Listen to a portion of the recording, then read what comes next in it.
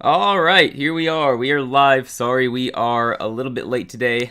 I'd say some stuff came up, but honestly, I just got distracted. I noticed we still had some steak, so I thought maybe I should sit down and have some dinner before I go live tonight. So that's on me.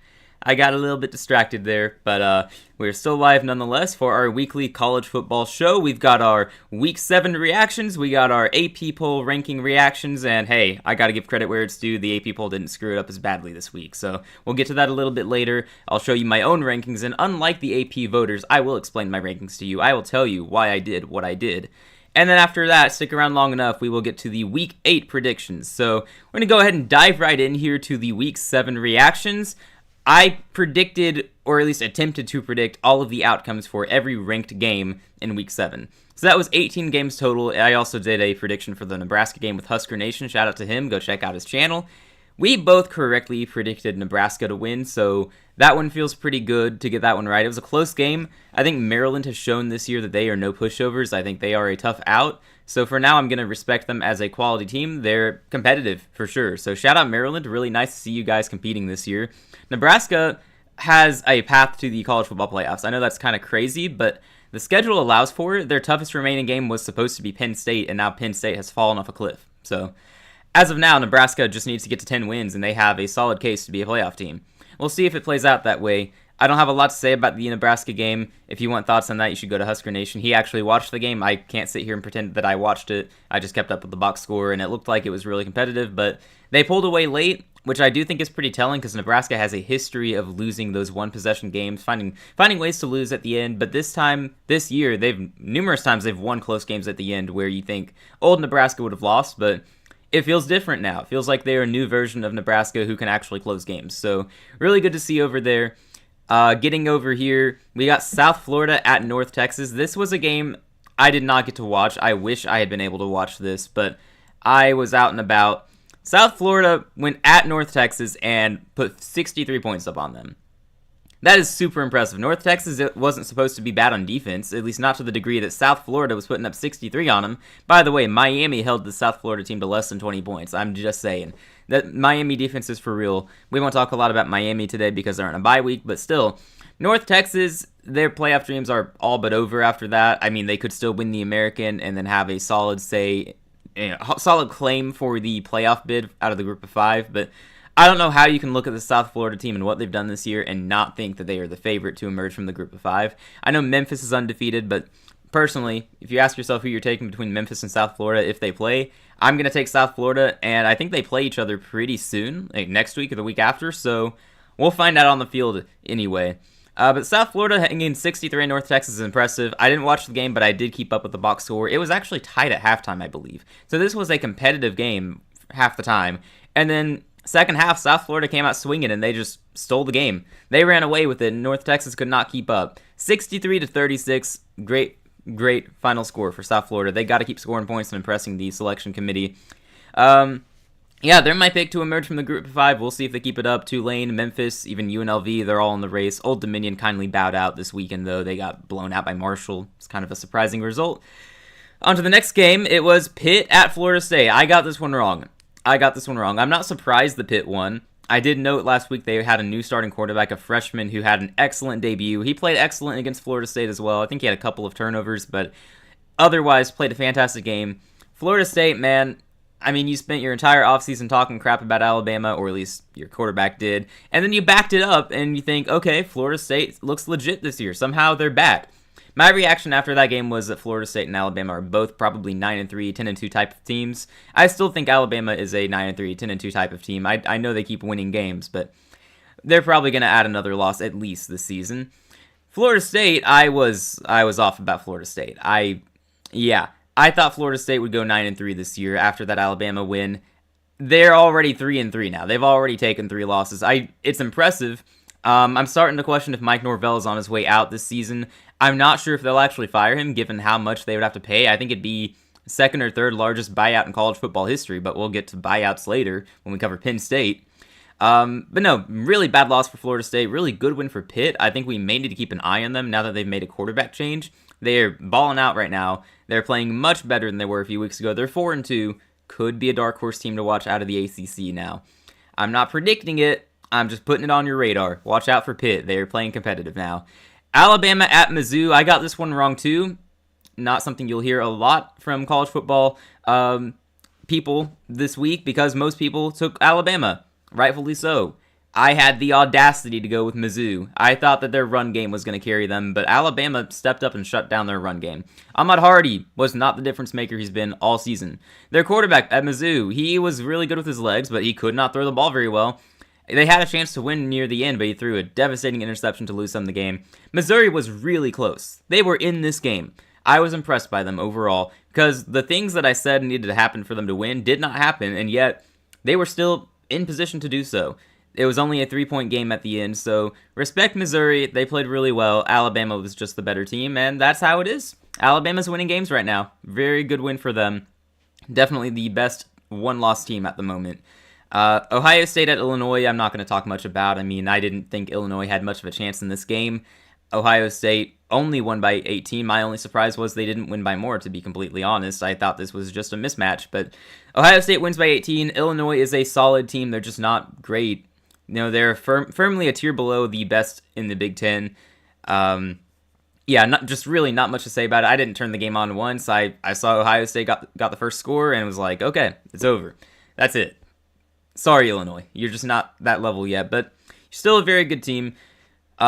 Mississippi at Washington State. I didn't talk about this game last week. I didn't think I'd need to. I thought Mississippi was going to blow them out. I thought, surely, if these other teams are scoring a lot on Washington State, North Texas and Washington both put 59 on them, imagine what Lane Kiffin and Ole Miss is going to do. 24 points. That's what they did. They put up 24 points on Washington State. They were flirting with disaster for most of that game. Washington State couldn't come through, though, which, as an Ole Miss enthusiast, as someone who's hyped them up all offseason and now watching them rise up the rankings and be a real threat in the college football playoffs, probably, I wanted them to win. It would have been super funny if Washington State pulled it off, but personally, I'm glad they didn't. Ole Miss, they got Georgia this week. They probably needed this wake-up call against a lesser team.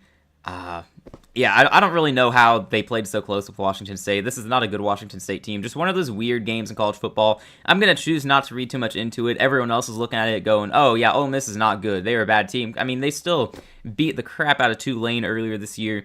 They still beat LSU and looked really good there. They just don't seem to be the most consistent. So that's how I would view Ole Miss. They're just not consistent. They're going to take a loss or two, probably go 10-2, maybe 9-3. I still think they're going to make the playoffs, but I don't know. You keep playing like you did against Washington State, it's going to be even more in question. So, shout out Washington State. You guys were competitive this game. Hello to the Seagulls. Welcome to the stream. How you doing? I'm just doing my weekly college football reactions, rankings, and predictions stream today.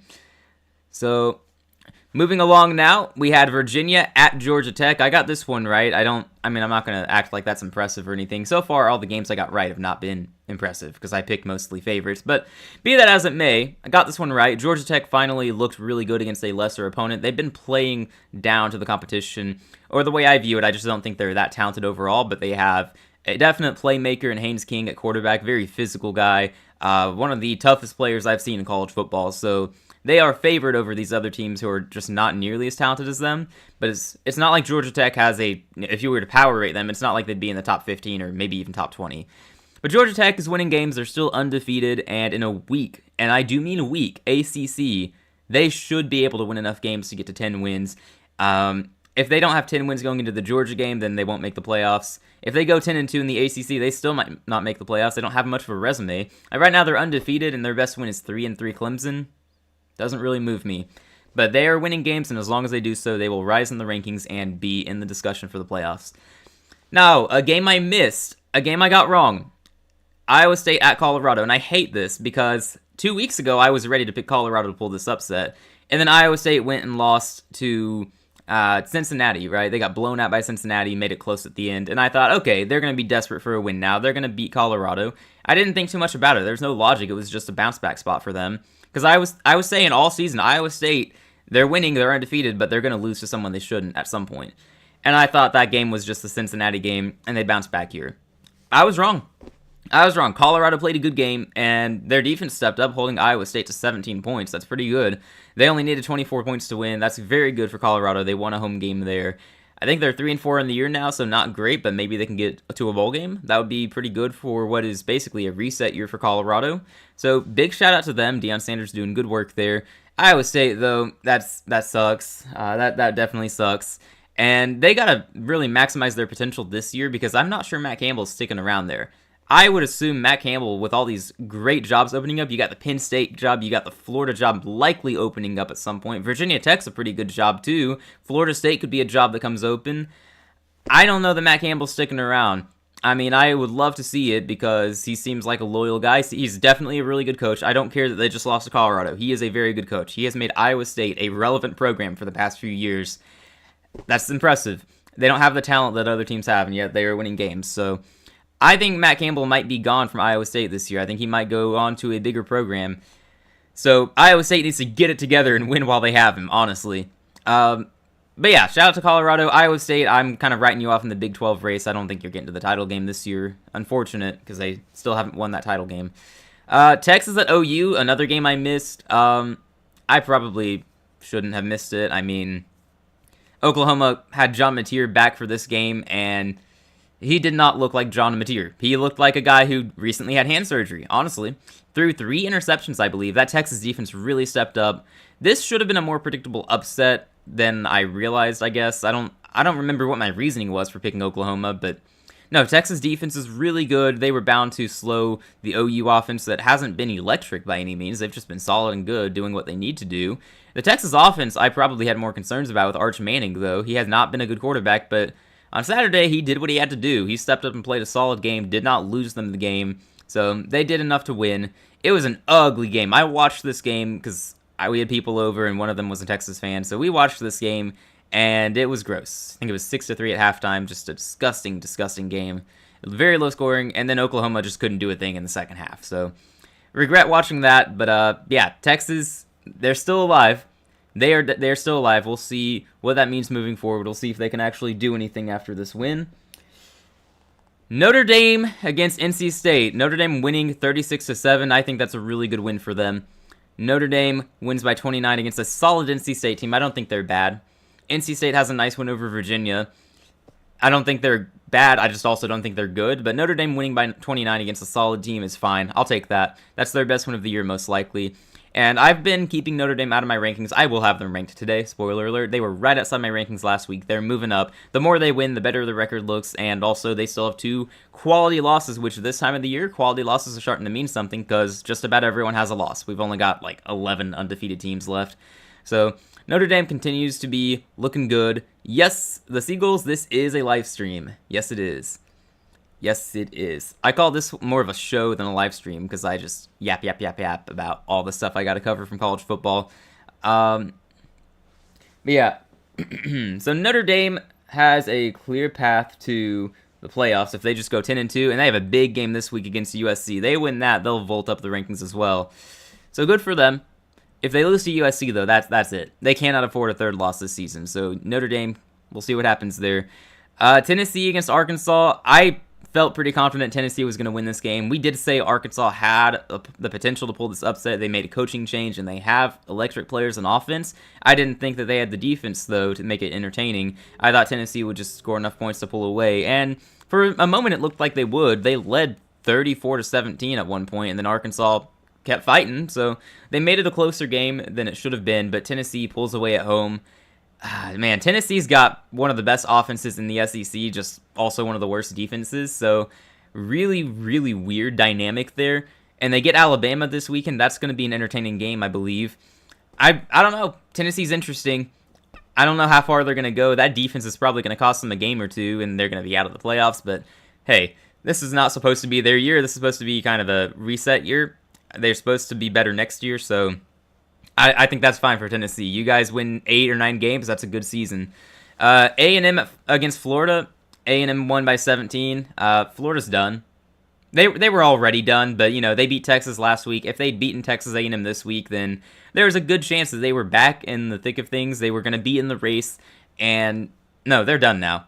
No, lackluster effort against A&M. A&M was just the better team. I thought the teams were built rather similarly. It was just going to come down to quarterback play, and it didn't really come down to quarterback play. Just A&M exhausted them. They were more physical. They played a better all-around game, and they pulled away. And Florida, it never felt like they were in this thing. I know it was close for the first half, but A&M pulled away.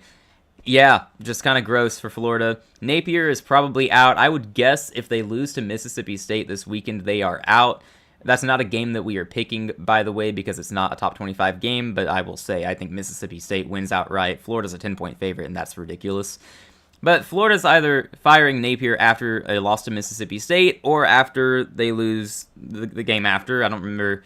I think that might be against Georgia. So, yeah, I don't think Napier's sticking around much longer, unfortunately for him. I don't wish him to lose his job. In fact, as a Georgia fan, Florida hater, I would be okay with them keeping him around. But I never wish that on people generally, but it's time for a change there. If we're being honest, it's time for a change, and that's just how it is. If you don't get the job done, you got to move on. Michigan at USC, I was off on this one. I think what I said about Michigan was they should be able to play a good enough defense to contain USC's offense, and they should be able to run on USC. That's what I should have said about USC. USC played good enough defense to slow Michigan's offense, and they were able to run on Michigan. USC did what Michigan was supposed to do in this game, and they won by 18 points. Extremely impressive win for USC. They are definitely in the playoff race now. Michigan, you're probably out. Unless you win out, you're out. And I don't see them winning out. I think this is the year Ohio State beats them. I wouldn't be shocked if Michigan loses to Washington as well. In fact, I'll probably pick Washington to win. But yeah, USC, very impressive. I'm not going to say that's a statement win, given that they were, favored in this game, which I questioned them being favored at all. But no, really good win for them. Michigan, it's fine. This was a rebuilding year for you anyway. You got a true freshman starting quarterback and a lot of change after last season. So next year is when you're looking for a national championship. This year, you were just trying to get 8 or 9 wins. I know the people in the building aren't going to view it that way, though, because it's Michigan. They expect to win 10, 11 games every year. They expect to be a blue blood in college football, because that's what they traditionally are. So keep an eye on them as a team that could rack up some losses and then maybe even make a coaching change. I know that's drastic, but when you're a program like that and you aren't meeting expectations, change could come. So hopefully they don't do that, but I'm just saying, keep an eye on it. It could be the case. Georgia at Auburn. Boy, as a Georgia fan, I got thoughts in this game. I got thoughts because this was an ugly game.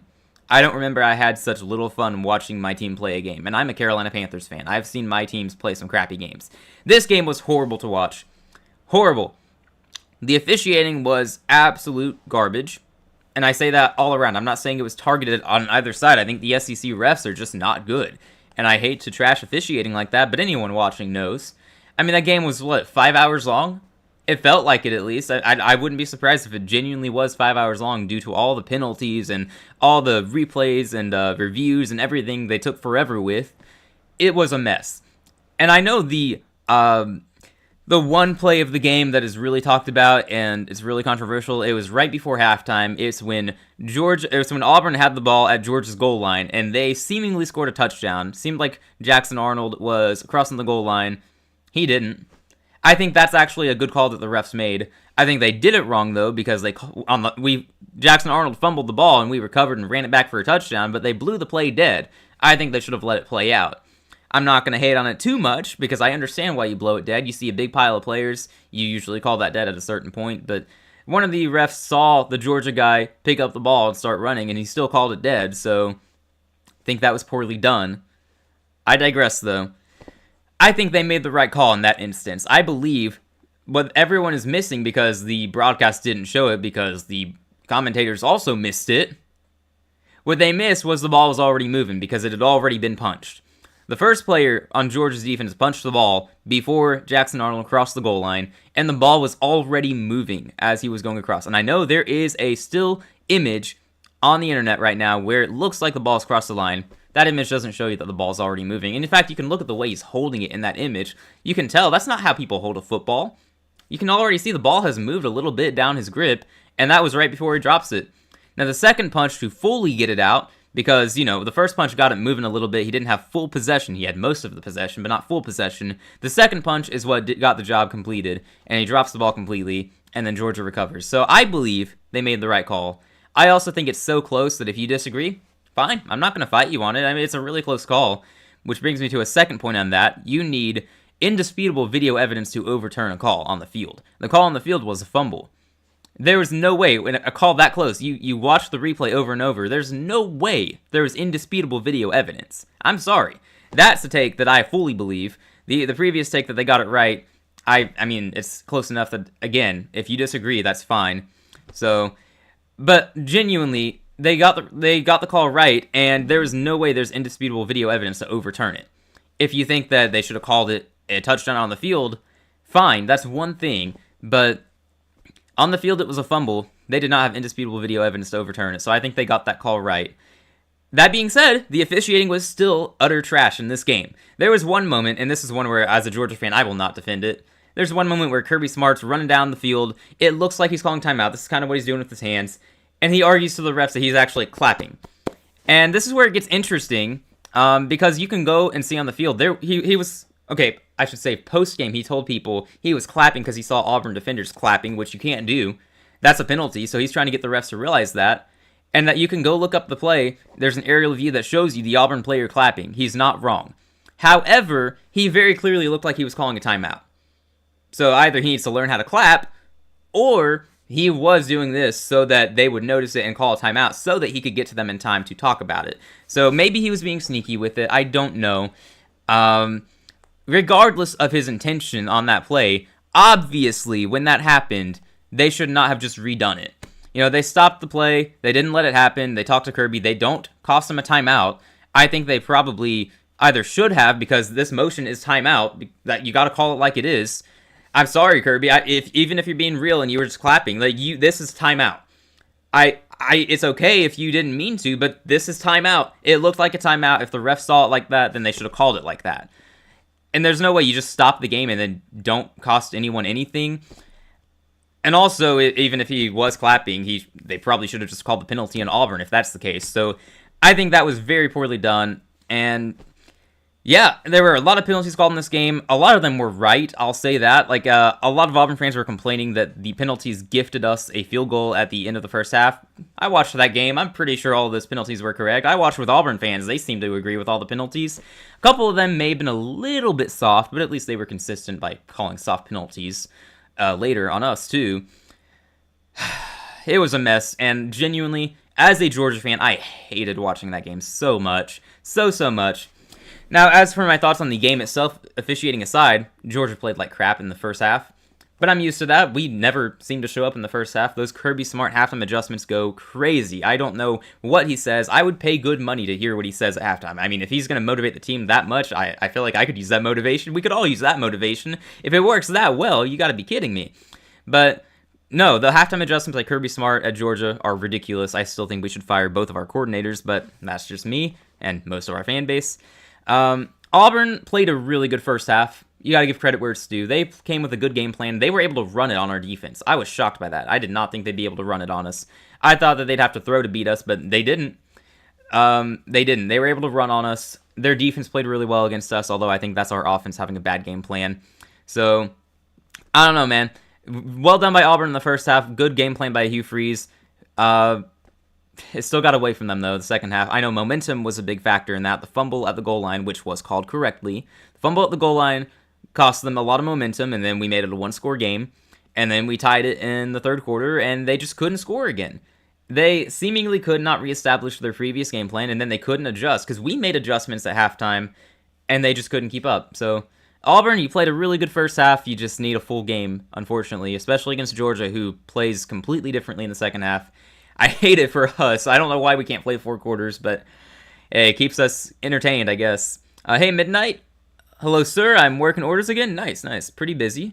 Hey, that's good, right? That means more money, I believe. You'll be listening, but not in chat much. All right. Appreciate you listening. Appreciate that.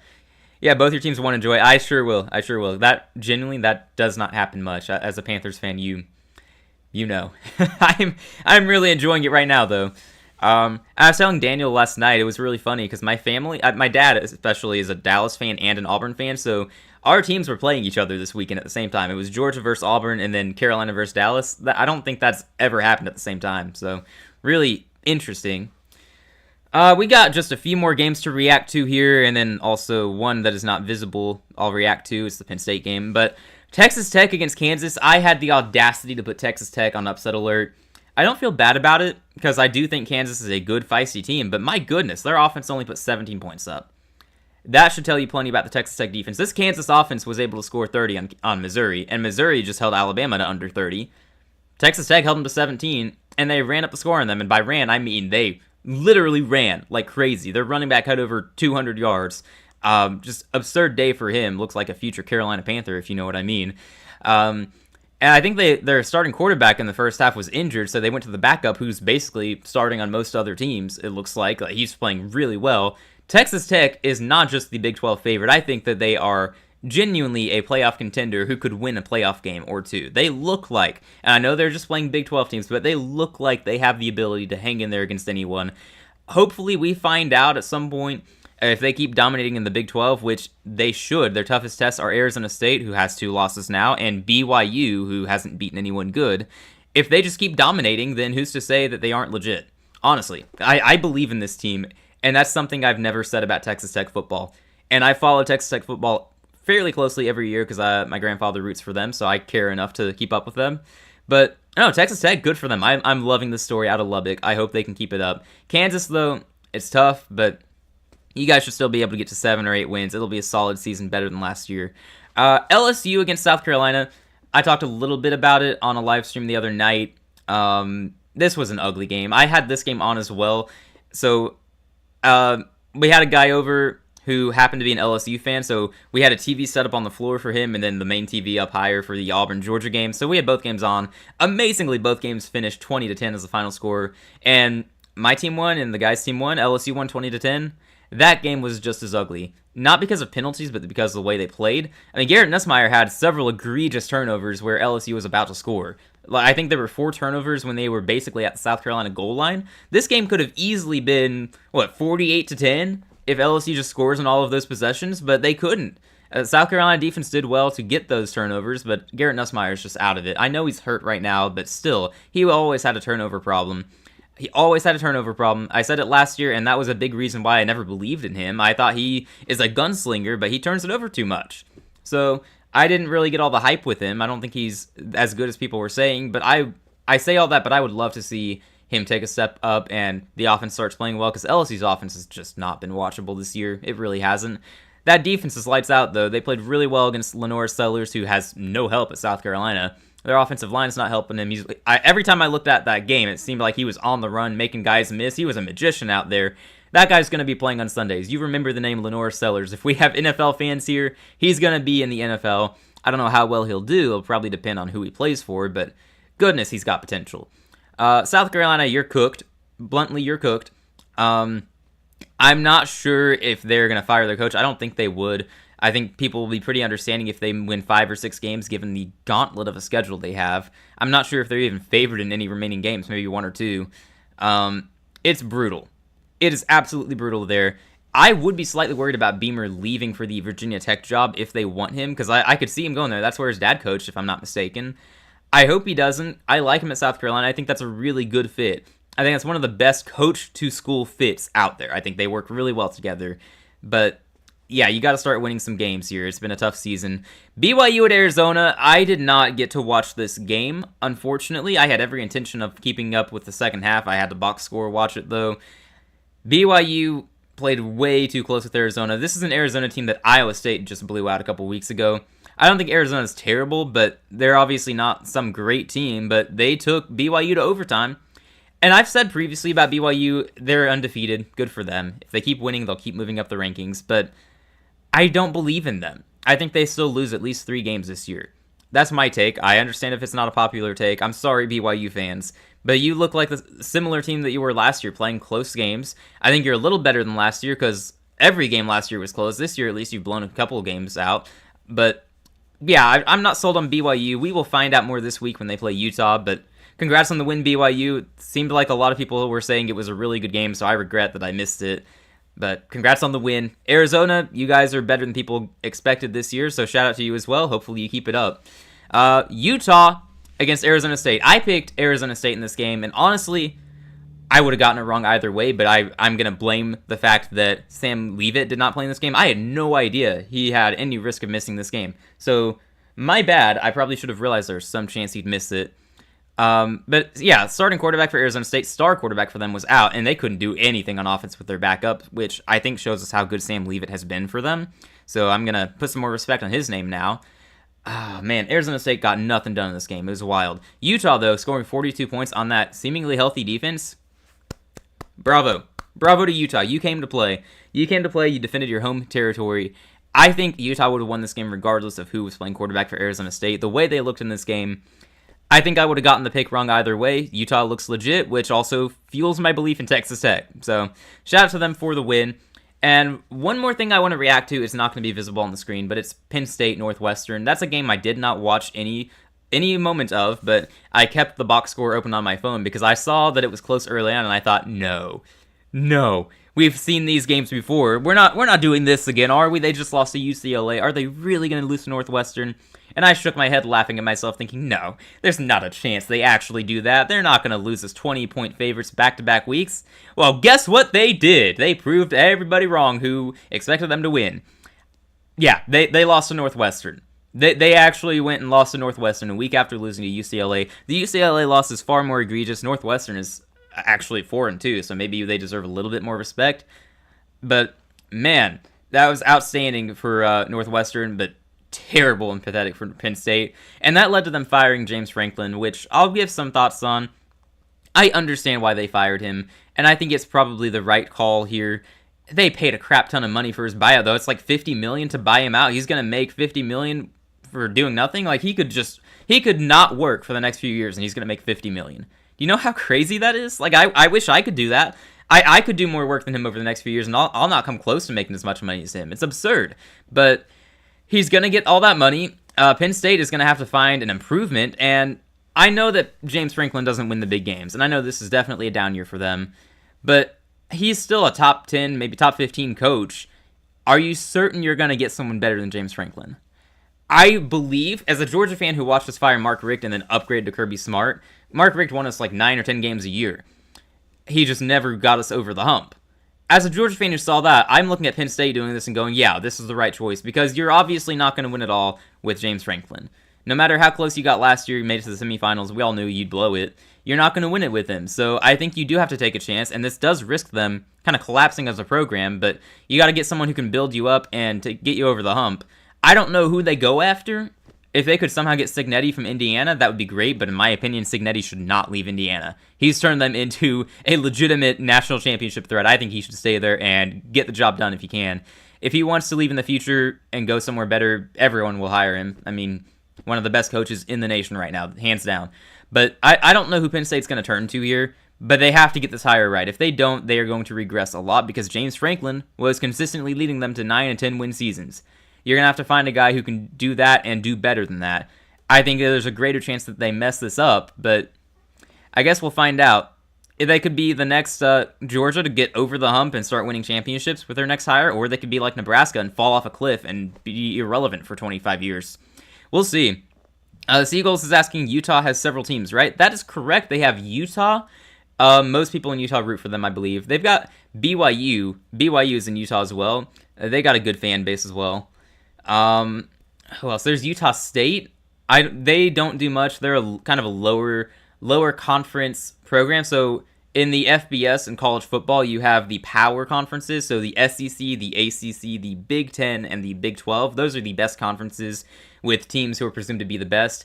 Everything else is a group of 5 conference. So their teams just don't have the same talent.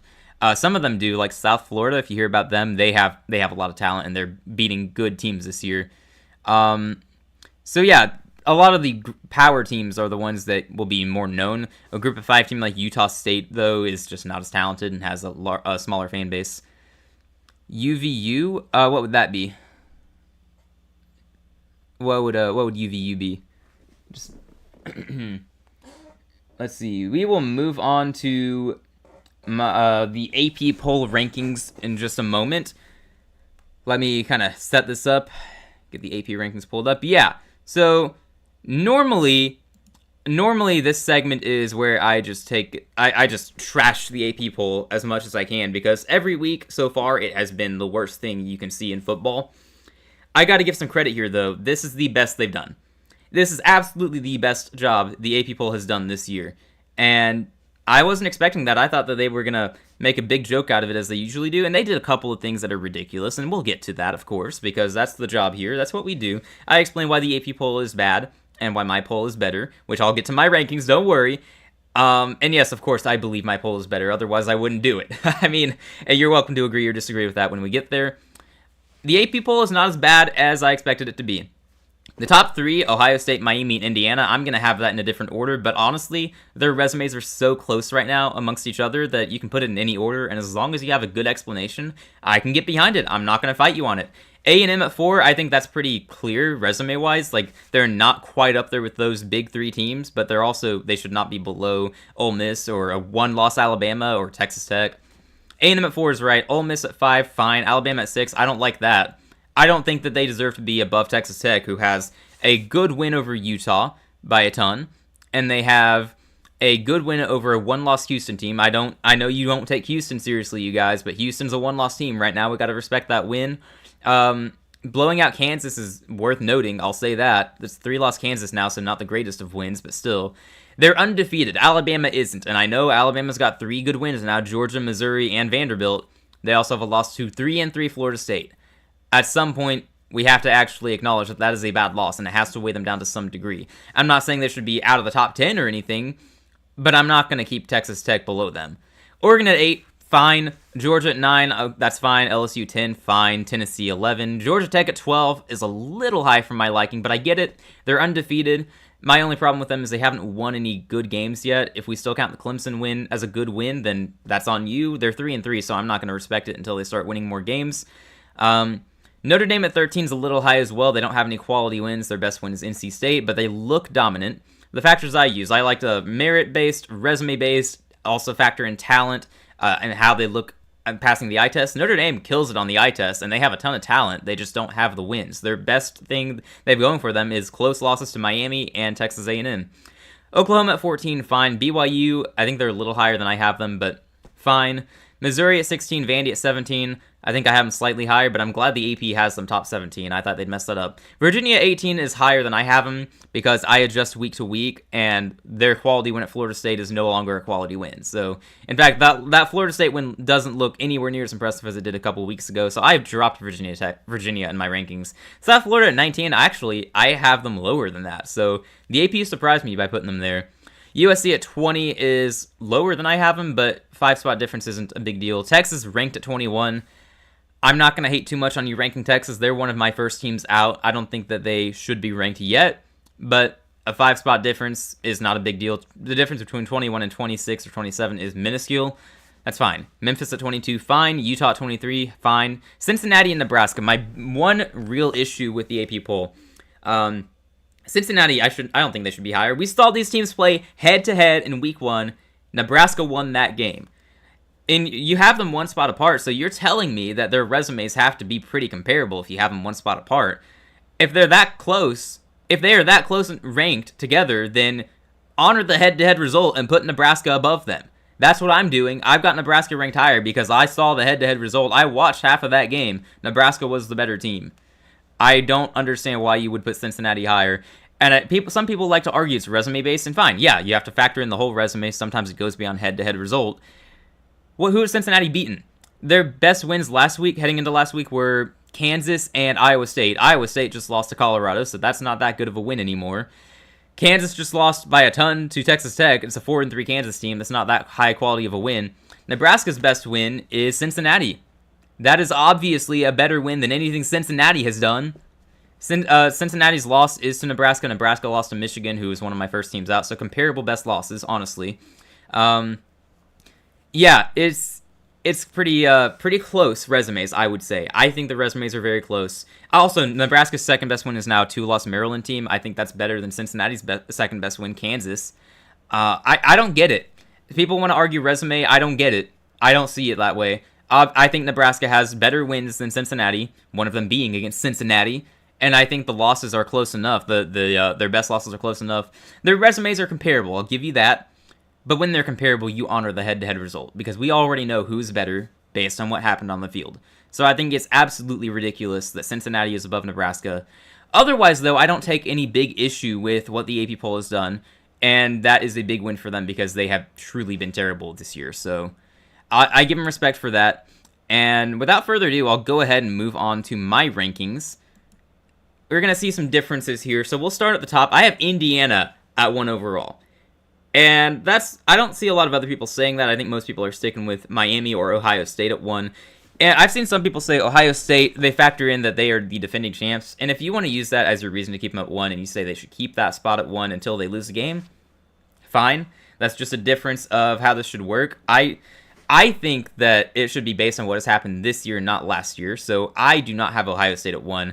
I'm trying to do it based on this year. Ohio State has a good trio of wins now. Texas is a quality win. I know they're not ranked in my top 25, but they're a quality win. Washington is a quality win. They are ranked in my top 25, as we'll get to later. And then they have the win over Illinois now, which is also a good win. Indiana, though, also is a win over Illinois by much, much more. They won by 53 points. You can compare the head-to-head results there. Indiana looked more impressive against that common opponent. Indiana also just beat Oregon. I think that's a much better win than Ohio State has. And Indiana's third win is Iowa.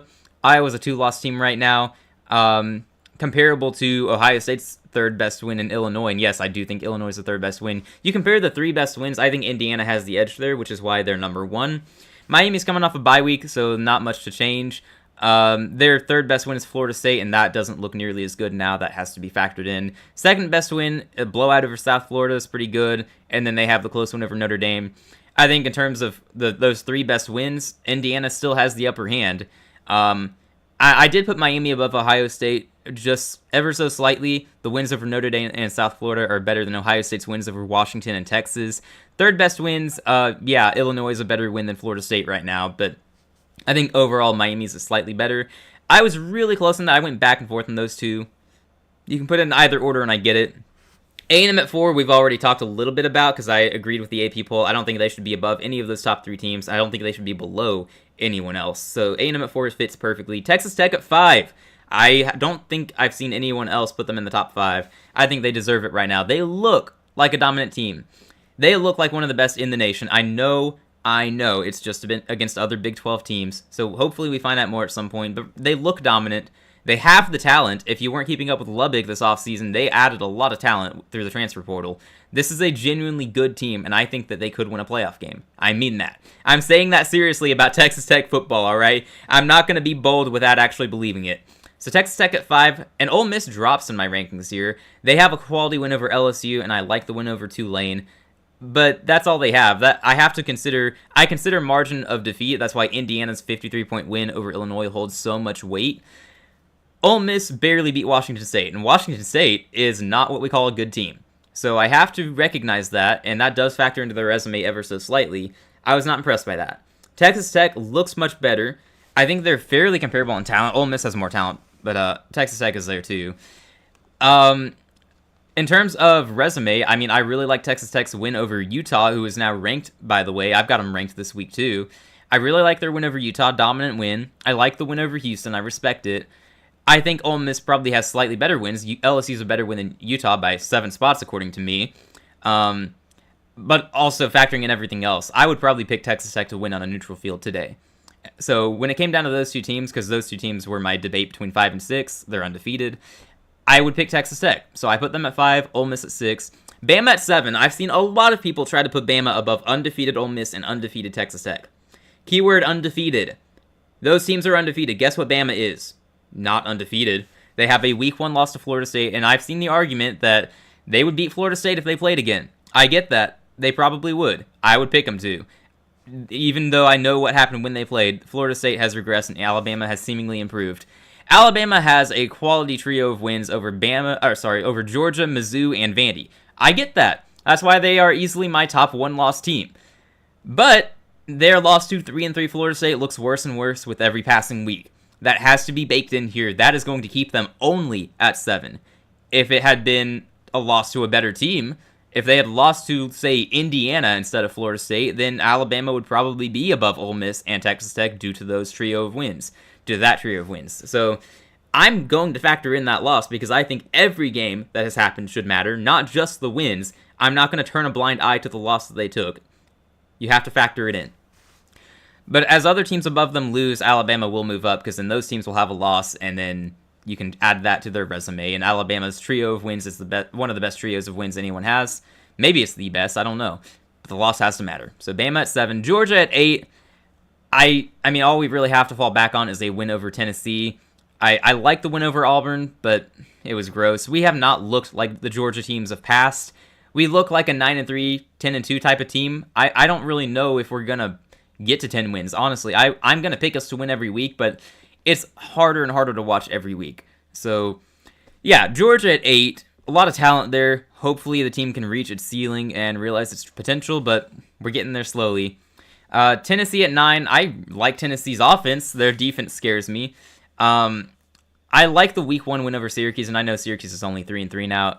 That's because their quarterback is out. That plays a big role here. I think Syracuse was going to be a good team, but their quarterback getting hurt definitely changes that team's trajectory. Oregon at 10.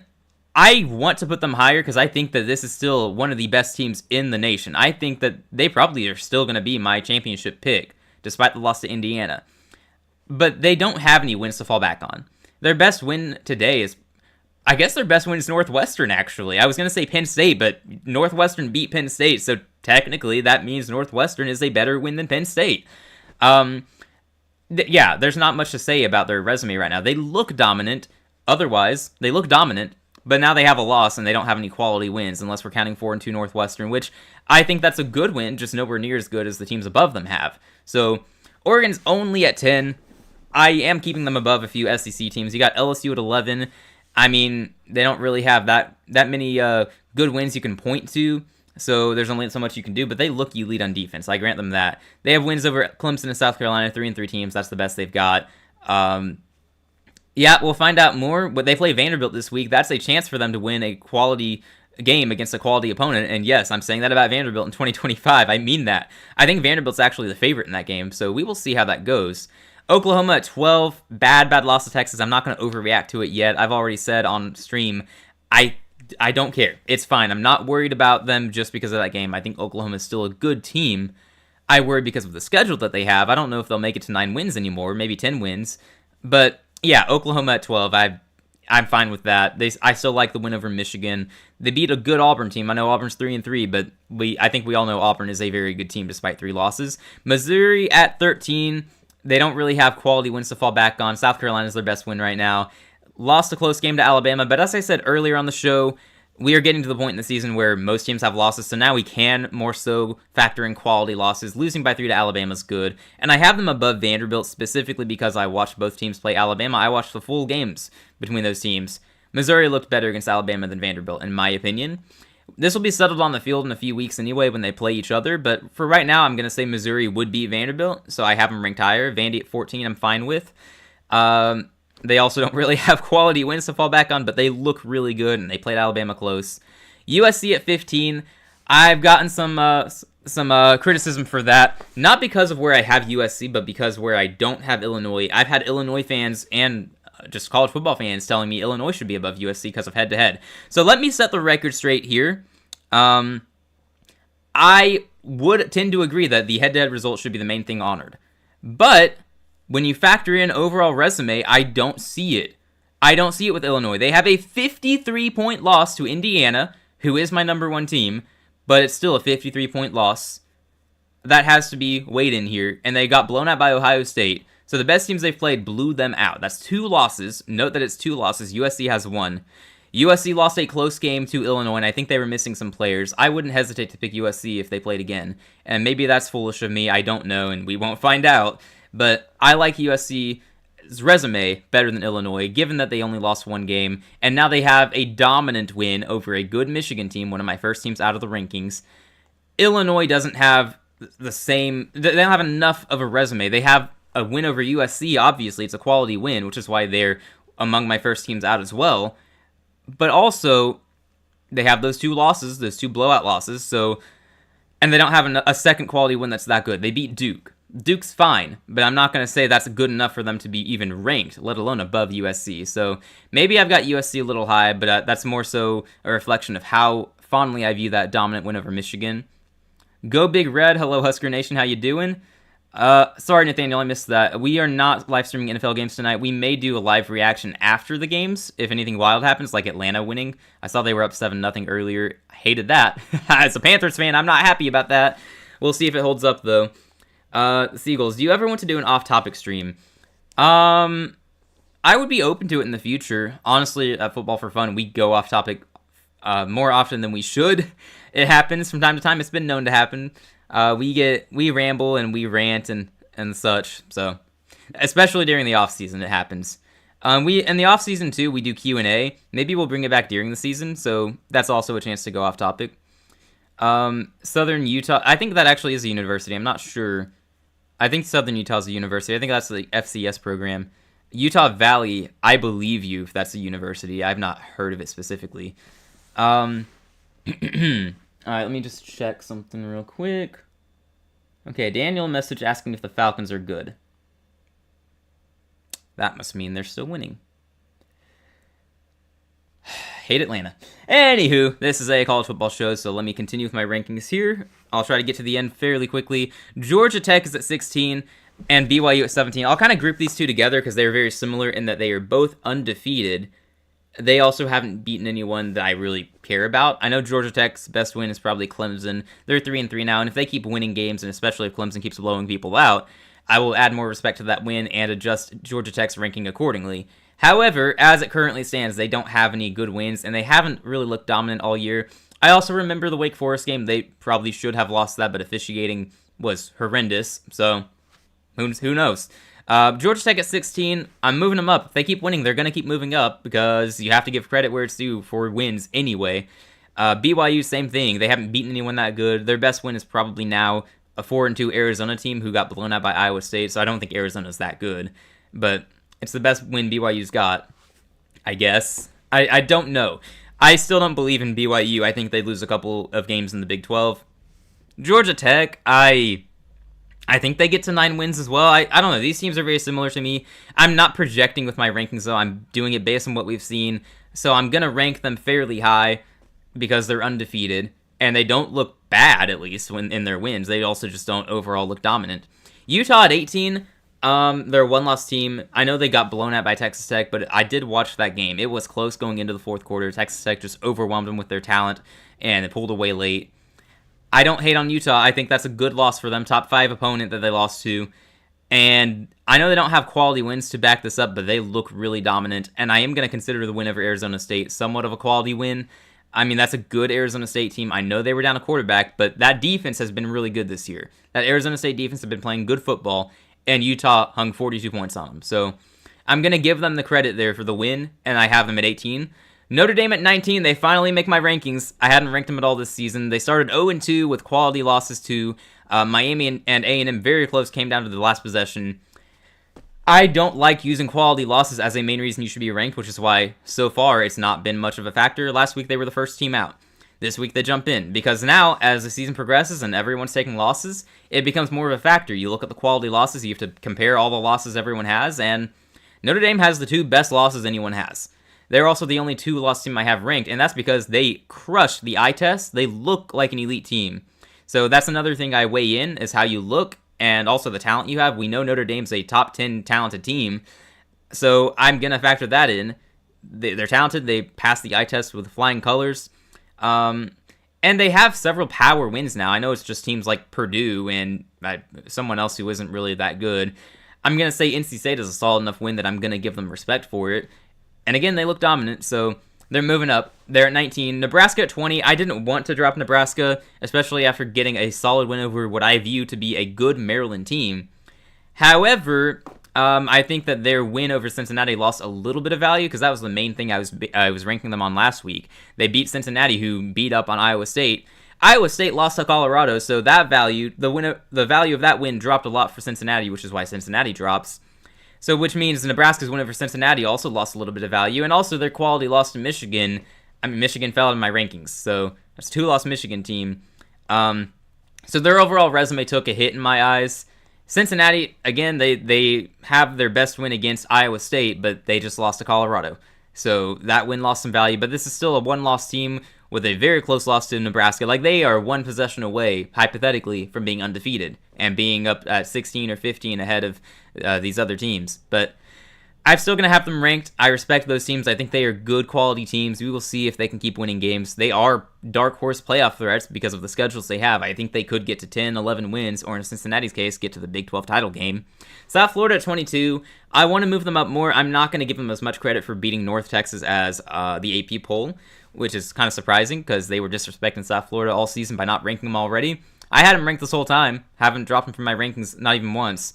But I like the win over North Texas, and I'm going to give them some credit for it. That's why they don't drop it all. But also, their win over Florida loses value, again.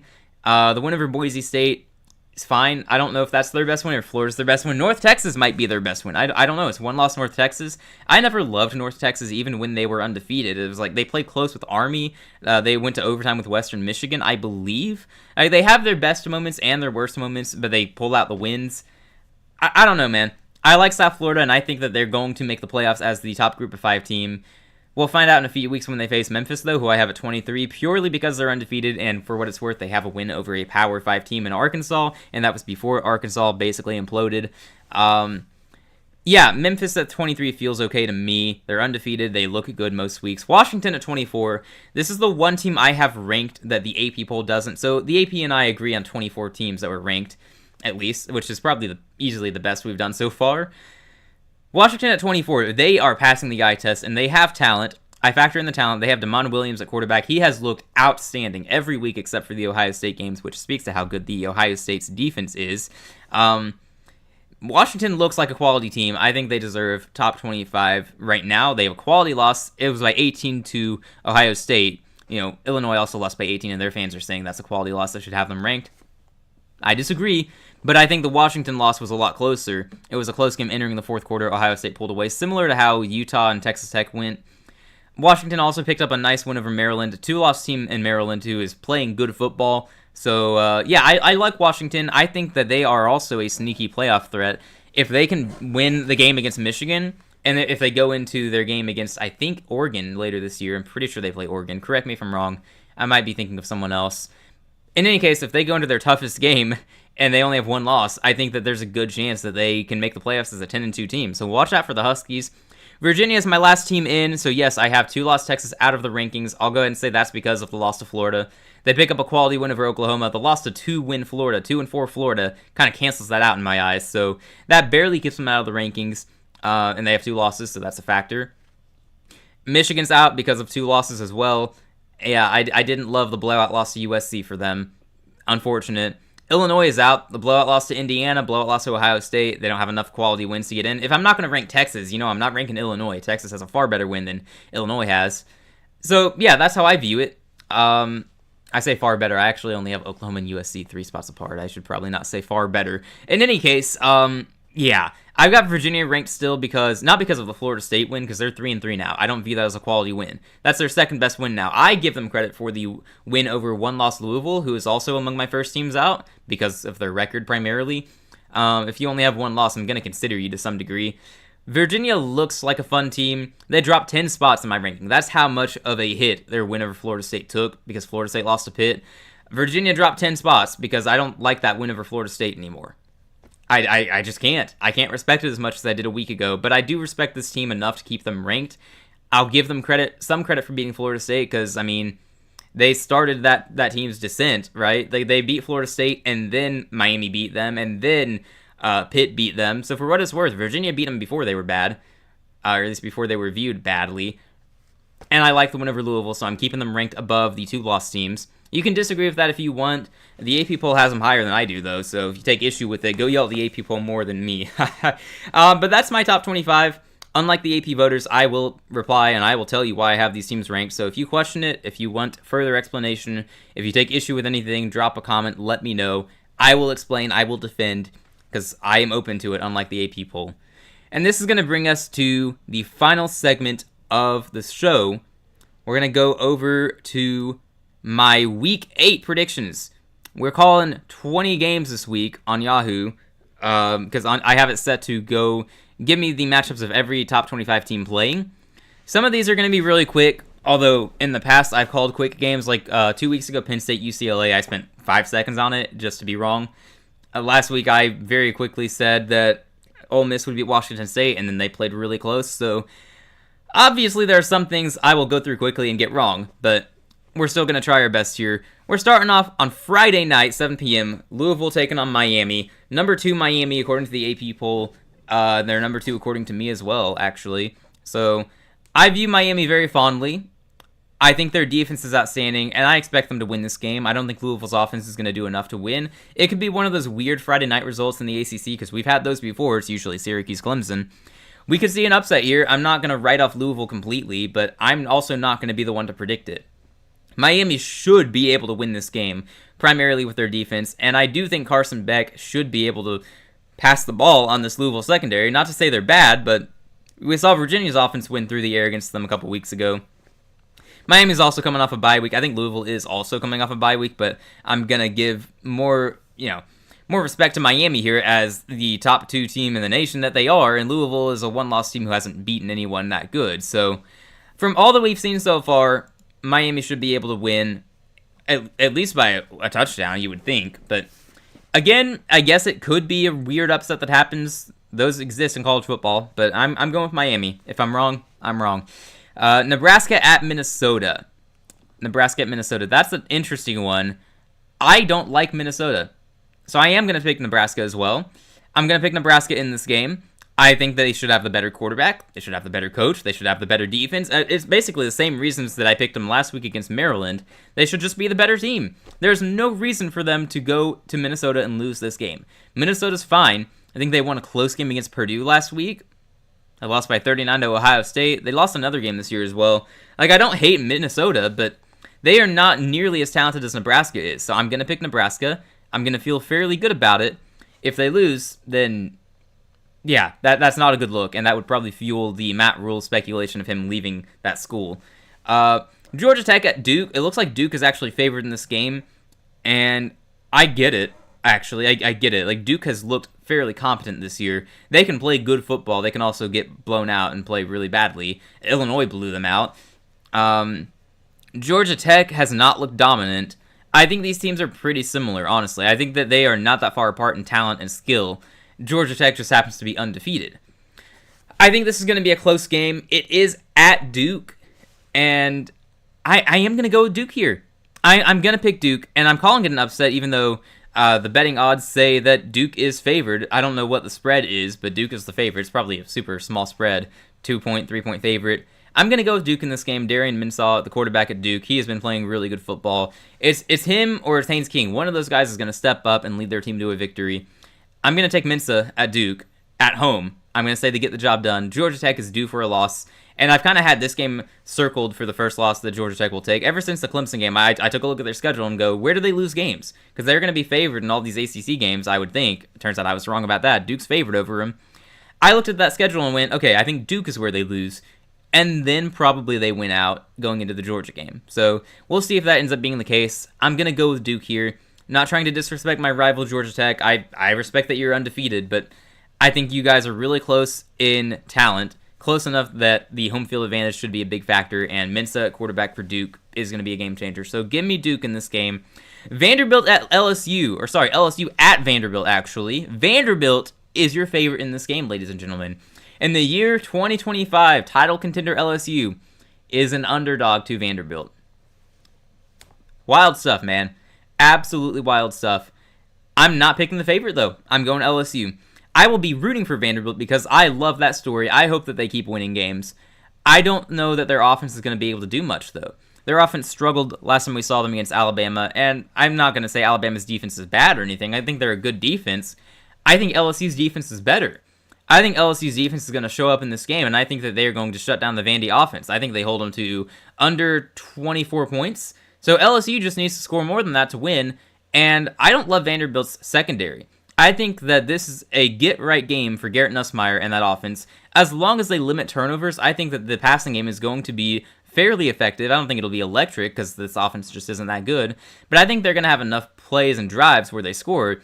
I'm projecting it to be 27-23 type of game where LSU wins it in the fourth quarter. I might be wrong, and I would love to be wrong because I'm rooting for Vanderbilt. America's team right there. I'm going to take LSU in this game, though, unfortunately. Moving on to Oklahoma at South Carolina. This is a tough one. South Carolina is desperate at this point, and I previously speculated their coach will leave for the Virginia Tech job, or a better job if someone comes calling, honestly. And I don't think that should happen. I hope it doesn't happen, because I think that's one of the best head coach team matchups that there is. But if they keep losing games, and someone comes calling to hire him, I think he bolts. So South Carolina wants to win this game. It's at home. John Mateer did not look good last week. That being said, after watching South Carolina's offense, Lenore Sellers having no help against LSU's defense, I don't think they're going to do much against Oklahoma's defense. So I'm going to keep that in mind. I don't think South Carolina's offense is going to do much. I think Oklahoma is going to be able to move the ball in South Carolina. I don't think their defense is that good. I think Oklahoma's offense is at least comparable to LSU's offense, if not better.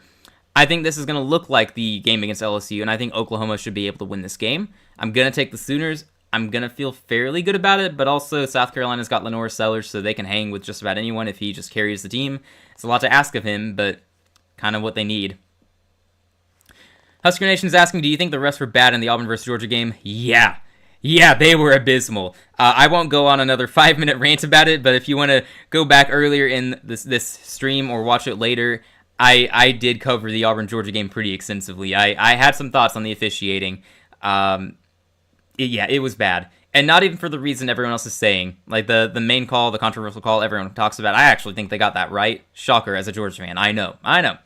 I sided with the Georgia take on that. But, yeah, I have a lot of thoughts on that game. I might post it separately, or it's earlier in the stream if you want to catch it now or later. Up to you.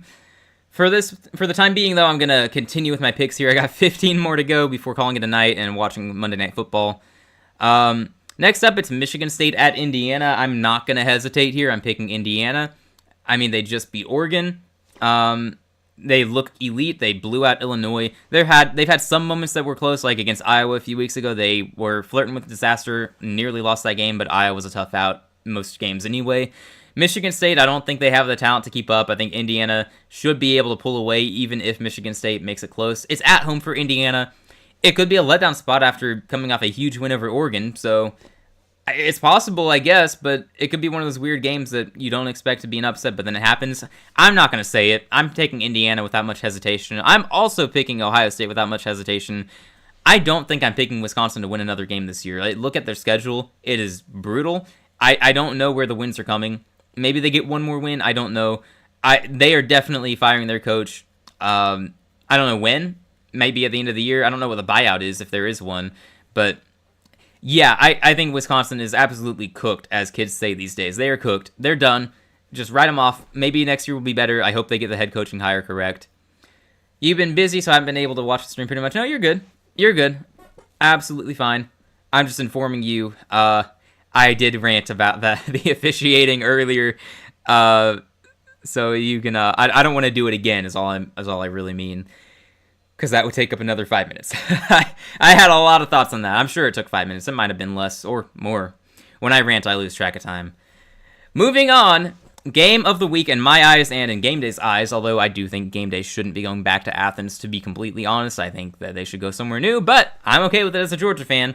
Ole Miss at Georgia. I've been worried about this game for weeks now. Trinidad Chambliss has been outstanding for Mississippi. That passing game is really good. The run game is really good. Georgia's secondary, as I've talked about in the past, is not very good. Teams can score on us. Tennessee scored a lot of points on us. Alabama's offense, their passing attack in the first half of that game was really good and then fell apart in the second half because of our halftime adjustments. The way I see this game going is Ole Miss is going to come in. They're probably going to score first, or at least they'll score in their first possession. They're probably going to lead at halftime. I would expect that. I know they looked bad last week against Washington State. I think they were just looking ahead to Georgia. I think the first half is going to be bad again, because at Georgia, it always is. I don't know why. I hate it. It is terrible not being able to watch any of my teams play well in the first half. The halftime adjustments are going to win us this game, though. Kirby Smart is going to absolutely rip into this team after a poor first half again. The defense is going to come out and shut down Mississippi's offense in the second half. Maybe they score once or twice, but it won't be enough. Georgia's offense is going to come alive late in this game. I think they're going to be able to run. Georgia should be able to win this game. I'm going to say 30-27. It's going to be close. It's going to be a last possession type of thing. They're going to pull away late. Probably not going to be fun to watch, but you know me. I'm not going to pick against my team. I never do. Well, sometimes I do. It's very rare. But I'm going to go with Georgia here. Objectively and biased, I'm taking my dogs. McAfee even said he'd rather game day go to Utah, BYU. I think that'd be a great environment, actually. I don't know if that's where I would go, personally. I would probably go up to, where's the Alabama game being played? I would go to Alabama, Tennessee. I don't know if it's in Tuscaloosa or Neyland Stadium yet. But, yeah, I'll find out as I scroll down here to see who the home team is. Let me see. I'm picking this game, right? I just missed it. It's at Tuscaloosa. I would have taken game day to Tuscaloosa. I don't know if they've been to Tuscaloosa yet or not, but Georgia's been on game day like once or twice already. So it's like, go to a different team, you know? I do get it, though. Like, Georgia Ole Miss is probably the best game in terms of how highly ranked the teams are, and it means a lot for the SEC. It means a lot for Georgia. If we take a loss here, we cannot afford another one. We need that win. But, yeah, BYU and Utah, we'll get to them. It'll be the last game we pick here, actually. We'll get there, though. Right now, it is Texas A&M at Arkansas. Arkansas put a bit of a scare into Tennessee last week. I also just think their team is done. They fired their coach already. They have enough talent on offense to make games interesting, and I think Texas A&M would be foolish to overlook this team. But Texas A&M looks really, really good. Their defense has been outstanding overall since, the Notre Dame game. Defense has been playing really well.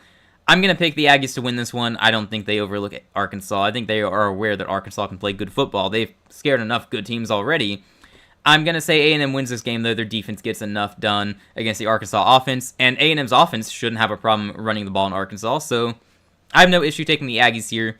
The next game, Texas Tech at Arizona State. Earlier in the year, I kept projecting ahead of time that Arizona State would be able to pull this upset at home, primarily because I was just kind of thinking Texas Tech has to take a loss somewhere, right? And I don't see them losing to anyone else in the schedule.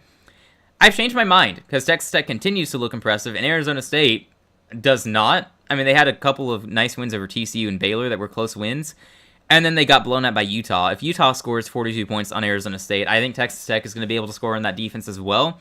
And I think that Texas Tech's defense is so good that Arizona State doesn't crack 24 points in this game. So I think Texas Tech just needs to pass 24 points, and I think they're going to. So let me somewhat confidently take Texas Tech in this game. Arizona State is at home, though, and they got a good coach. And if Leavitt plays at quarterback in this game, they have a chance. But I'm going to go with Texas Tech, and I'm going to feel pretty good about it. I'm probably picking Texas Tech the rest of the year, just a disclaimer there. Memphis at UAB, I'm taking Memphis. I wouldn't be shocked if an upset was pulled here just because it's at UAB, and they just fired their coach Trent Dilfer, by the way, which was the right call, unfortunately, for him and for them. It was the right call, and we've seen already how teams can fire their coach and then immediately play better. It was UCLA against Penn State and also Michigan State. UCLA looks like a good team right now. It's kind of weird. And Arkansas played good after firing Pittman, so we could see it here. We could see UAB pull this upset. I'm not going to predict it, though. I don't think that they have enough talent. I think Memphis should be able to score at will against this UAB defense. Could be wrong, but I'm going to pick the favorite here. Washington State at Virginia. Man, Washington State's playing a lot of good teams this year. It's kind of weird. I'm going to take Virginia, and maybe this is foolish after Washington State played really well against Ole Miss. I think that was just a weird game where Ole Miss played down to the level of competition, not Washington State suddenly being good at football. I think Virginia should also be able to score a lot of points on Washington State. I expect them to be in the 40s in this game. Washington State might be able to keep up for a little bit, but I think Virginia pulls away, so give me a win for Virginia here. Oregon at Rutgers, bounce back win for Oregon. Respect to Rutgers, but they don't have the talent to keep up here. Oregon should win by double digits. I'm not going to talk too much about it. Dante Moore in offense needs a backup game here, or bounce back game, I should say. So give me Oregon. Texas at Kentucky. I am going to talk a little bit about this. There is some level of concern here just because I don't believe in the Texas offense. And it's at Kentucky, and Kentucky has been known to pull at least one upset a year. I mean, it was Ole Miss last year, for sure. It's probably been Ole Miss multiple seasons, actually. They've beaten Florida, ranked Florida a couple of times. And Kentucky is known to pull one upset a year. Texas is now ranked. They're coming off a big win over Oklahoma. I am tempted to pick Kentucky here, and I think it is possible because of how bad Texas' offense has been overall this year. I also think that Texas can't afford this loss. I mean, that last week they were desperate to not lose. They already have 2 losses on the year. I don't think they get that third loss yet. I'm going to say Texas wins. Their defense, I know I'm talking about Kentucky's defense being able to contain Texas offense. I mean that double for Texas defense against Kentucky's offense. Part of me thinks Kentucky won't even score in this game. I'm sorry, Kentucky. Like, your quarterback play is bad. Your offense doesn't do much. Texas defense might actually shut you out. So I'm going to take Texas, but this could be a weird game where Kentucky at home is able to play fairly well and keep it close. I'm going Texas, though. Tennessee at Alabama. Man, this is going to be a good one. These teams have been going back and forth in this rivalry. Tennessee's been able to start winning these games. It's at Alabama. They are playing really well. Their defense has been improved a lot. Their main problem on defense has been against the run, but Tennessee's strength on offense is not the run, it's the pass. So the only way Tennessee's going to be able to pull this off, because I don't think their defense is going to get stops to keep up, the only way they pull this off is if their offense is able to keep up and outscore Alabama. I think Alabama's secondary is talented enough to get enough stops to where Alabama's offense is going to be able to score enough on a Tennessee defense that is giving up a lot of points. I think this is a game Alabama will lead probably the whole time. I think they score first and they stay ahead the entire time. I think Tennessee hangs around for a while, but fourth quarter, at least, pull away for Alabama. I could see them winning by double digits, too. I don't like this matchup. I know I picked against Alabama last week primarily because of Missouri's run game. I don't know how effective Tennessee's offense is going to be to where it'll keep up. I'm thinking it'll be like a 37-31 type of game. Alabama's offense should be able to move the ball in this defense, and Alabama's defense should be able to get enough stops. I'm going to take Bama. I feel somewhat good about it. I wouldn't be surprised by any result here. I like Tennessee a lot in terms of their team. I actually hate their team. I'm a Georgia fan, but I think they have a really good team, is what I mean. It's possible here, but I'll take Bama at home. USC at Notre Dame is suddenly really interesting. 2 weeks ago, I didn't care as much, but now this is basically, you could call this a playoff game. I don't know if 10-2 USC is going to be able to get into the playoffs. I guess they might. I think they play Oregon later this year. I don't know. It leaves no margin for error for USC if they lose this game. Notre Dame, definitely, they're out. They would take a third loss if they lose this game. They are not touching the playoffs if they lose to USC, especially not at home. This is a tough game, dude. This is a tough game. They are rivals. USC has not won this game in a little bit. They're kind of due for it, honestly. And it's really tough to project. I don't know what's going to happen. Both teams have been looking good. USC does have the loss to Illinois, which is weird. That game tells me Notre Dame is going to be able to score around 30 points in this one. Their offense has been clicking. I think they continue to click. USC's defense looked good against Michigan, but Michigan doesn't have an elite offense. I think both of these teams, though, are going to be able to score 30 points. I think USC's run game is really good. I think Notre Dame's defense is good, but I think teams can run on them. That's my take. I might be wrong. I might turn this game on and see USC struggling to run the ball. I don't know. But I'm going to say USC can run the ball. They're going to establish the run, and they're going to be in control of this game. Upset alert here. I say USC gets the job done at Notre Dame. I'm taking USC here. I don't feel super confident about it. They're rivals, so anything can happen in a rivalry game, and Notre Dame is in a more desperate situation than USC, having 2 losses already. I like both of these teams, though. I'm going to say USC wins. It's going to be close. It's going to come down to how well they run the game, and Mayava is one of the best quarterbacks in the nation this year. I think he can have success against this Notre Dame defense as well. As long as they don't turn it over too much, I think USC can win. So give me the Trojans at Notre Dame. South Florida against Florida Atlantic, give me South Florida. I'm not picking against South Florida. I have no intention of picking them against them even once this season, so I'm not going to hesitate here. I don't think Florida Atlantic is good enough to really compete in this game, but I don't know. Maybe they have enough on offense to keep up. Missouri at Auburn, far more interesting. Auburn's defense has been outstanding this year. I've watched most of their games. They have an elite defense. It's the offense that is problematic. They can run the ball. They can absolutely run the ball. That's about it. They can't throw the ball well. That's why I had no problem picking Georgia to beat them last week. I figured Auburn can only beat us, and also the Oklahoma game. They can only win those games if Jackson Arnold can throw the ball well and find open receivers, and he just doesn't. And the offensive line has been bad, so I have concerns in this game. I think Missouri's defense is good enough to give Jackson Arnold a tough time. I think the defensive line showed against Alabama they can play. They have their moments, and Auburn's offensive line does not have their moments. I think Missouri's going to be able to get after Jackson Arnold. I think he's going to make some mistakes. I don't think Auburn's going to be able to score a ton in this game. But on the other hand, I'm not convinced Missouri's offense is going to be that successful against Auburn, at least not in the first half. Ahmad Hardy is due for a bounce-back game. I think in the second half, he's going to rip off a couple of big runs. I'm going to say Missouri wins this game in the fourth quarter as Auburn gets tired and they get worn down. I'm taking the Tigers. And it's worth noting, though, Auburn is favored in this game. It is at Auburn. It's a night game at Jordan-Hare, which I said all last week. That's a scary place to play at night, but they're 3-3 now, 3-game losing streak. I think Missouri wins this game at Auburn, and I think Auburn fires Hugh Freeze after the game. Bold prediction, perhaps, given that Auburn's the favorite and that they've played well, but I'm impressed by Missouri, too. I think they get the job done here. Give me the Tigers, and sorry, Hugh Freeze. I think you're out of there. We'll go through these pretty quickly. Cincinnati's going to beat Oklahoma State, one of the worst Power 5 teams in the nation. I have no hesitation there. I don't see how Oklahoma State wins this game. If I'm wrong, I'm wrong. Moving on to one of the best games this week. Big-time rivalry, Utah at BYU. I'm taking Utah, and this is going to seem disrespectful to BYU fans. I'm just quickly taking Utah. I've had this game circled as BYU's first loss for a while now. Like, I saw them winning early in the season, and I look at their schedule. It's similar to Georgia Tech. I keep comparing these teams. I have both of these teams losing their first game of the year at the same time.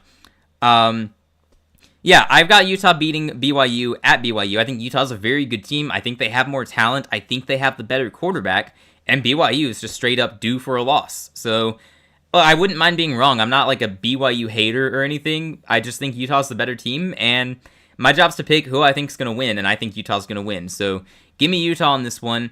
And that's it for my picks this week. I picked mostly favorites. I picked 3 underdogs here. USC was my big upset pick.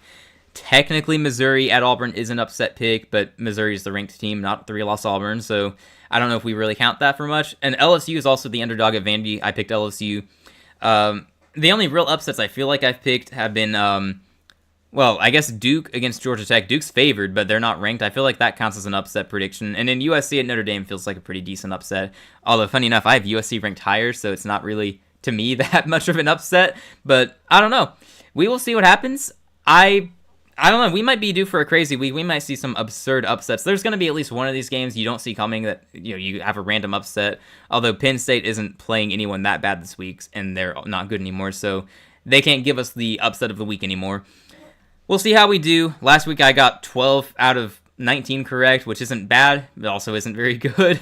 Hopefully I can do better this week. We will see what happens. Bold strategy. Let's see how it works out for them. Yep. I'm going to say Missouri blows Auburn out after narrowly losing to Bama. All right. I would be shocked by a blowout just because of Auburn's defense, but I mean, sometimes you just keep losing games, and that really defeats the team morale and the chemistry and everything. I could see it.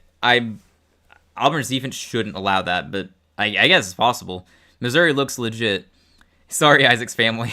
Yeah, honestly, I'm not sure they even care at this point. They've lost 3 in a row. I think they kind of know Auburn is, not all that, unfortunately. It's so sad. They have the talent to win 9 games this year. They just keep losing these close games. They made the wrong call at quarterback. Next year, though, if they hire the right coach and they have Deuce Knight at quarterback, I could see them making some noise. It's not their year, though. Alrighty, that's probably going to do it for tonight. That's all I had. That's all I had scheduled for today's show. That's how I do these weekly college football streams. I do my Week 7 reactions or reactions to the prior week's results and anything that happened. Holy crap, Atlanta's up 21-7. Are you kidding me?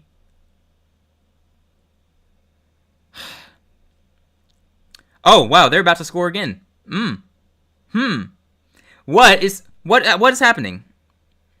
Oh, never mind. That ESPN wasn't updating. Okay, it's just 21-7. What is going on? Why is Atlanta up 14 points on Buffalo? Goodness. Josh Allen, 5 out of 12, 1 touchdown, 1 interception. Michael Penix, 171 yards at halftime. Bijan Robinson, over 100 yards at halftime. Drake London, over 100 yards at half. What is happening? Buffalo, what are you doing? Why is Atlanta... What? We shut this offense out 30-0. Why is Buffalo not able to do anything? What? I'm confused. Is anyone even good in the NFL this year? I hate Atlanta. Why? Genuinely, why? Why?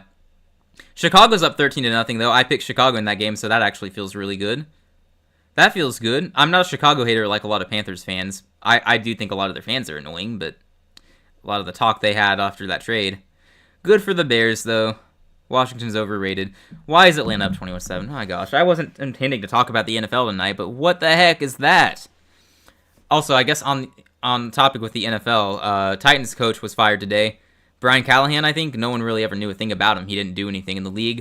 It seemed like he was way in over his head. Titans fans are happy he's gone, so probably the right call to let him go. Try to bring in someone else who can help Cam Ward develop in year 2.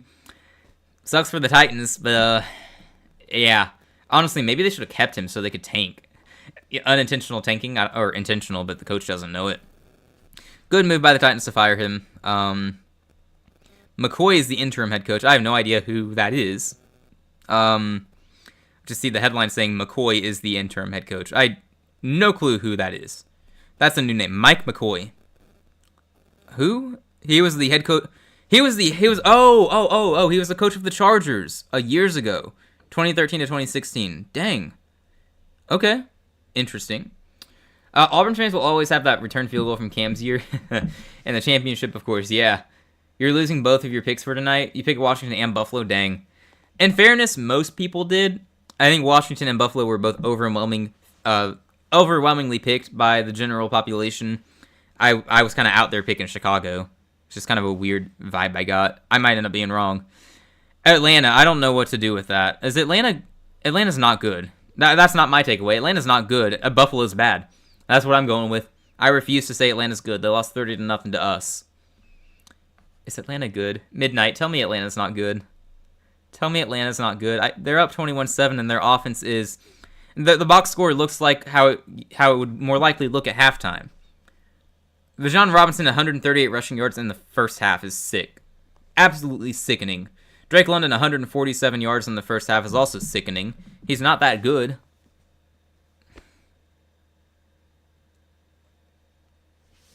What happened, man? What is going on? I don't understand. I really don't. I don't get it. Wait, so if Buffalo loses, I'm in trouble, dude. Because the top 3 teams in my NFL rankings this week were, they were in order. I'm struggling right now. I just lost my train of thought. It was the Lions, it was the Eagles, and it was the Bills. Those are my top 3, and now all 3 are losing. Atlanta isn't good. Buffalo's just going through it for no apparent reason right now. Okay, that's what we're going with because Atlanta cannot be good. I refuse to let that be the case. But what if they are? I hate that. Okay, but surely that's going to get us some respect for shutting down that offense a few weeks ago, right? No, we know how this goes. Sports media is not going to give us any respect for that. They didn't when it happened. They aren't going to now. It's an anomaly, said everybody. It's crazy. I can't believe that. Josh Allen, 5 out of 12. I guess he has a game like that once a year. Last year it was the Texans game where he was terrible. What is going on? Yeah, I don't understand the NFL. Is anyone good? Somehow cursed Buffalo after week 2 or week 3. Oh, someone. Yeah, they've been playing off, for sure. I mean, I didn't think too much of it because they kept winning games, so they played close with Miami, close with New Orleans, lost to the Patriots. Yeah, I'm not a fan of this. Not at all. If Buffalo loses, it's going to be Indianapolis at 5-1, Pittsburgh at 4-1, and Tampa Bay at 4-1. Oh, and also the Packers at 3-1-1 as the only teams with one loss in the league. The fact that Pittsburgh is going to have one of the top 4 records in the NFL is sickening to me. That is not an elite team. It's a mediocre team. Maybe a mediocre team is all you need this year, though. Maybe that's good enough in this era of the NFL where no one is elite. I don't understand. Back before they lost 4 Super Bowls straight, yeah, they've definitely been cursed. Probably multiple times. Man, I don't know what I'm doing with my power rankings tonight. I have to make those later tonight, probably after Daniel and I record our picks. What am I supposed to do with these results? My top 3 teams are all going to lose. Assuming Buffalo doesn't come back. Ay, what a mess. What a mess. Yep, don't like that. Don't like that. I'm pulling up my rankings now to get some kind of idea of what I might do. Because I don't know. This is going to be messy, man. Who is good? Genuine question. open for debate. Is anyone actually good? Like, you can point to Tampa. They're 5-1. They lost to Philadelphia, who doesn't look that good. They were getting blown out until late in the game, too. Packers have one loss. They haven't looked impressive lately. The Colts have one loss. Are the Colts the best team in the league? I might have them at number 1 in my rankings this week. Genuinely, it's crazy. I can't move them to 1 after that Arizona game, though. Gee whiz. I don't know. I don't know who's good. You should hop on the Pittsburgh train. They've been getting better every week. They aren't the same team from week 1. I agree they are getting better. I think their defense is a lot better than they were early in the year. I am going to wait until they actually beat someone good. I know they beat the Patriots. I think that was mostly the Patriots beating themselves, though, if we're being real, based on how that game went. Lots of fumbles. The only game where they actually looked like the clear better team in that game, it was this past week against Cleveland, in my opinion. They played close with Minnesota. Minnesota had a chance at the end to win. They just blew it. In fairness, they had to make a comeback, but still, I think that was too close. Seattle won by double digits, but I think Seattle's just really good. The Jets, they almost lost to the Jets in week 1. No one else has lost to the Jets. They are probably winning this week against the Bengals. Let's see in 2 weeks. In 2 weeks, they play the Packers, and then a week later they play the Colts, and then a week after they play the Chargers. We will see what happens in those 3 games. If they win 1 or 2 of those games, they're going to move up a lot. They'll gain a lot of respect in terms of how good they are. For now, I think they're still mediocre. Y'all laughed at me when okay, all right, yeah. It was just a crazy thought to me because of how they looked against Arizona. In my mind, I'm thinking, there's no way I get them to go from 5-1. It's going to be Buffalo at 1. But now Buffalo's losing. I can't see them lose to Atlanta and keep them that highly ranked. And I've already said the Packers are probably... I'm not impressed with the Packers. I'm probably going to drop the Packers, and yet they have one of the top 5 records in the NFL after this week. So I don't know what I'm doing with this. Why is it so difficult? I usually can make my power rankings pretty quickly, pretty effortlessly. In years past, I've never published them anywhere, like on YouTube or anything, but I can usually get them done fast. This year, though, it's a real headache, because I don't know who's good. I really don't. Indianapolis, though, maybe the game against Arizona was just an off game. I don't know. I might be putting them at 1 in my rankings, though. It's crazy. That is so weird. Carolina's moving into my top 20. They are guaranteed to. The 3 teams above them last week all lost. They have to move up. I can put them above Minnesota. Do I put them above Houston? I wonder what Daniel would think of that. Oh, yes, Carolina's moving up in my rankings. I wonder if I can find a way to get them into the top 16. Would that be so crazy? I don't know. I have to be objective. I might hold off on that until the Jets game. If we beat the Jets, which I'm not saying that's impressive, but it would be like us to blow that game. If we beat the Jets, I'll move us up more. We'll see. Okay. All right, I'm going to end this one. I'm going to end this one, go work on some other things here. And maybe I'll come back on later for like a post-game reaction to the Monday night games. I don't know yet.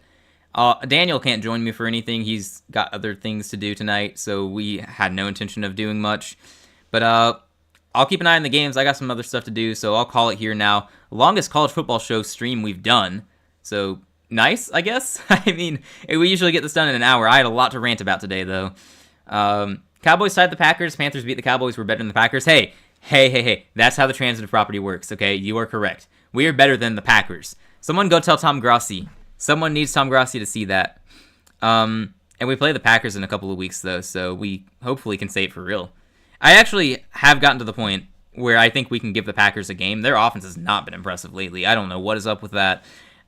And I think that we can beat the Packers. If we can score in that defense, which that's the biggest question there. If we can score in them, I think we can give them a real fight. Hey, good news. We are favored against the Jets. Last night we were not favored against the Jets. I reacted to that off stream, I think, with Daniel. Maybe it was on stream, I don't remember. But I reacted. I was very annoyed. I intended to make a whole short or video about the Panthers' disrespect, but now we're favored. So that's nice. Buffalo, hey, if Atlanta can beat Buffalo, or lead them at halftime and we can beat Buffalo. Oh my gosh, are we winning out? Midnight, we're winning out, buddy. We are beating the Jets, Bills, and Packers, and if we beat those teams, we're beating all the other teams on the schedule. We're winning out. Trust. I believe. We're not winning out, but it sure is fun to say it. The fact that these games look winnable now is worth noting. All right, have fun over there with the Grossi Posse. I might tune into the Grossi Posse, or not Grossi Posse, the Grossi stream myself, see how he's reacting to these games. I know he's higher on Atlanta than I ever was. Maybe he has a better take on it than I do. We'll see. Do wish the rest would start calling it when Micah gets held on every play. I'll have to see the film on that. I will take your word for it. I'll have to see the film. I guess there were some plays in the Dallas game that were a little questionable, but 14-3 sounds good to me. Heck yeah, and then going on a playoff run. Look, I would still be happy with just 7 or 8 wins, honestly. That's an improvement. If we can get to 9 wins, I'll celebrate. We'll have a whole stream devoted to just celebrating. Yeah. Anywho, I'll let you go over to the Grossi Posse. I'm going to go work on some other stuff, have the games on in the background probably. So yeah, thank you for hanging out midnight. Thank you to the Seagulls for hanging out earlier. Nathaniel stopped by. Husker Nation stopped by. Thank you to everyone who was lurking in the background. Really appreciate it. We actually gained a lot of subs today. I don't know how. Like, we didn't do anything today except for one short, and then now this stream. But we are at 344. A month ago, we were at 200. We were celebrating 200 just a month ago, so thank you to all the support. We really appreciate it. Hopefully we can really get to 500 by the end of the season. So keep it going. Call it here now. See you all next time we're on. We got our picks coming out on Wednesday. I'll have my power rankings video out hopefully tomorrow night. So see you all around. Take care. Enjoy the games. Good night.